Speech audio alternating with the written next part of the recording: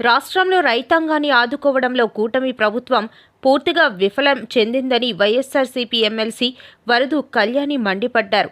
Assembly బయట media పాయింట్లో ఆమె మాట్లాడుతూ అడుగడుగునా రైతులను మోసం చేయడమే లక్ష్యంగా కూటమి ప్రభుత్వం పనిచేస్తోందని ఆగ్రహం వ్యక్తం చేశారు. 4.2 కోట్ల పరిహారం ఇవ్వాలి, వాళ్ళు నష్టపోయారు, కానీ ఇప్పటికి కూడా ఈ ప్రభుత్వం ఇవ్వలేదు. అలాగే తీసుకుంటే ఖరీఫ్లో తీసుకుంటే కరువు వలన 2,36,205 ఎకరాల్లో పంట నష్టపోవడం జరిగింది.